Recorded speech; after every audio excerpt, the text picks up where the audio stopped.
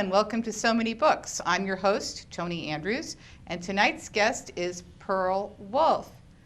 Welcome, Pearl. Thank you. Pearl, the reason that I invited Pearl to be on the show, despite the fact, other than the fact that she's a delightful person, is because Pearl just got her first major book deal. Not her first book deal. She has had some books published before, but her first major book deal. This book is called Too Hot for a Spy by Pearl Wolfe, and it's a very sexy historical romance. And the reason that this was so exciting to me is, let me start right off the bat by embarrassing you. Do you mind telling us your age? I'm 79, Yeah. which I think is middle age. What is it, 60 is the new 40? Is that it? Absolutely. Okay, so 79 is the new 41 or something like that. Close. But you know, it's hard to believe when I look at you that you're 79. It was just no way. You don't even look remotely close to 79. I hope you know that. But this isn't the first book you've written, and we're going to go back and talk about Too Hot for a Spy a little bit. But you did have some earlier releases. My first release was a children's book called Gorilla Baby, the story of Patty Cake, published by Scholastic in 1974. And Patty Cake was the first baby gorilla born in captivity in the world, I believe. And caused quite a stir in New York. It happened in the Central Park Zoo. And the book was a smashing success. Scholastic had a great book party for me, and I was queen for a day in New York. The Times, the Post, there was another paper, I forget. Oh, the Daily News, and on all the television station. And I was teaching in East Harlem at the time, and the publisher graciously sent up 2 buses for the children that I worked with, and brought them to the zoo for the party. Oh, that's great. So that you had a party at the zoo for, Yes. your book about the zoo. What a wonderful Yes. idea. And they asked me to give Patty Cake a book, and she promptly ate it. Perfect. I love it. And then the first book that I saw of yours, was The Song of Miriam. Yes. The Book of My Heart until my new series. Song of Miriam takes place in Russia in the time of Catherine the Great. Now that's a really, really intriguing figure to me, is Catherine the Great. And I remember the first time I learned about it was, a high school history class, and the instructor talking about what a remarkable person she was. Tremendous, tremendous intellect. Tried very, very hard to bring Russia up to snuff and make it European, but that's an extraordinarily difficult task.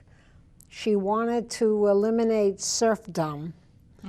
Serfs were barter, know. If as many serfs as you had, that's how wealthy you were in the system. Unfortunately, by the time she died, there were more serfs than there had ever been before. So she wasn't successful. And your story, it happened at that time, but does this figure into Catherine the Great and her? Oh yes, she's in the book. It's about wealthy Jews and their quest to become part of the establishment. In the time of Catherine the Great. In the time of Catherine the Great. And they had some support from Potemkin, but very little from Catherine, because she had to appease royalty in order to keep her position. Of course she did. Now that's a very rich historical time, and I started reading today, and as I so often do on this show, I wait too late and I don't get the book finished when my guest is on, so I have to tell them, don't tell me the end, because I just started the beginning.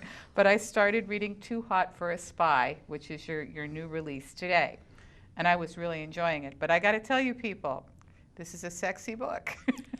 It gets very sexy very fast. And I'm saying, oh, Pearl, you devil. Regency began with Jane Austen. And her first sentence almost describes Regencies. She says something, I'm paraphrasing. I wrote it down, but I lost the paper. It is a universal truth that a young man possessed of a fortune of 12,000 pounds a year must be in want of a wife. Mm-hmm. And if you read the Regency books throughout that entire 10-year period, they're all about this, the quest for marriage. They're all about the quest for marriage. Absolutely, the quest for marriage. Mm-hmm. And historical, you have a lot more latitude, you know. You can ask yourself, what if such and such a situation and occurs? that I want to ask you that, because the situation, and I'm not giving anything away because this happens in the very beginning, is we've got this young woman of good family, yes. Okay, who does not want to get married right now, at least not right now. She's like, yes. Her father's is trying to fix her up with this one and that one, and she's just, she loves her father, but she's just not interested. And she's gotten a job working at the Home Office, which is for the government, working for the government. Yes. And she has become aware that the government has a program where they're training spies, and that one of the gentlemen who's in charge has expressed a willingness for there to be women spies. So she wants to be the first woman that works as a spy for England. What's the historical basis for this? At the time, every well-born gentleman, dukes, earls, had their own spy system. You have to remember, this is also about the time of the Napoleon Wars, so they each had their own little intelligence gathering group. Yeah. That's right, that's right. And of course, one never told the other. And then the government, becoming aware of this, thought, perhaps it's a good idea if we we have our own here. If we institutionalize this idea. So it's actually it was thought the of. best interest of England, as opposed to of the individuals. It's Well, a wonderful premise for a book. I was saying, you know, this is a great idea. But this, so because you stepped outside of kind of that whole world of courtship, it's more of a historical romance than a Regency romance. Yes. Okay. She has a goal that no Regency woman would ever have. That's would true. Ever have. That's true. Because the Regency woman's goal is going to be to have a good marriage. Well, or it was perhaps, morals and manners. Perhaps to make sure that her family does well, and that her family's, that her, you know, to take care of the people she has to take care of. And this is a bit more of a rebel here in this story. Yes. Well, I like writing about rebel. Well, I think you are a little bit of a rebel. Well, I sort mean, of.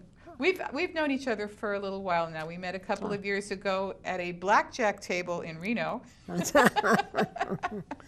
At the Romance Writers At a Romance Writers Convention. We were there on business. We were doing research at the table that evening, and just happened to be sitting next to one another, and that's how we met.